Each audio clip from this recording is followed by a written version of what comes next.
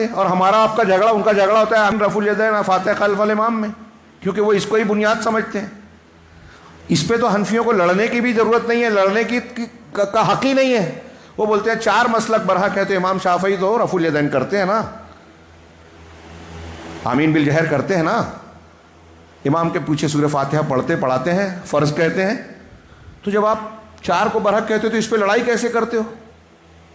میں اگر امام کے پیچھے سورہ فاتحہ پڑھوں, آمین اور رفع الیدین کی سنت پر عمل کروں جو ثابت ہے, صحیح ہے, بغیر سورہ فاتحہ کی نماز نہیں ہوتی چاہے مقتدی ہو, یہ صحیح ہے, بلا وجہ کی بحث لمبی چوڑی کرتے ہیں لوگ, ثابت شدہ یہی ہے. اب اگر قیامت کے دن اللہ مجھ سے پوچھے گا کہ تو حنفی تھا, تو نے پڑھا تو غلط کیا, اور شافعی سے بولے گا تو شافعی تھا, تو پڑھا تو صحیح کیا, کیا یہ پوچھے گا اللہ تعالیٰ؟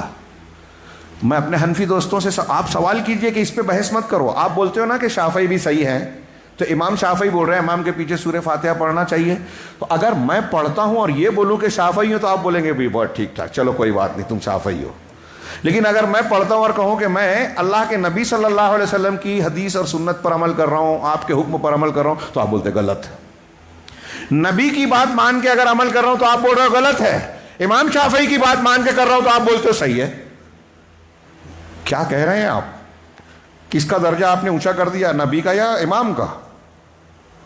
یہ کیا اللہ کے رسول صلی اللہ علیہ وسلم کی شان میں یہ گستاخی نہیں ہے؟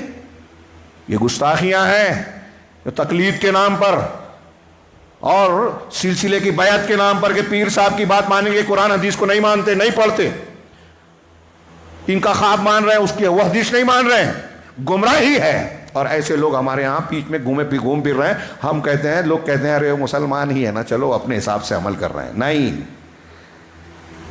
وہ اپنے حساب سے عمل کر رہے ہیں. آپ کو اگر پتہ ہے کہ یہ قرآن حدیث کے خلاف ہے تو آپ کی ذمہ داری ہے کہ یہ بتائیں ان کو. نہیں مانتے ہیں پھر وہ اپنا انجام جانے, لیکن آپ کا فرض ہے, جیسے میں بیان کر رہا ہوں, اللہ توفیق دے ہمیں.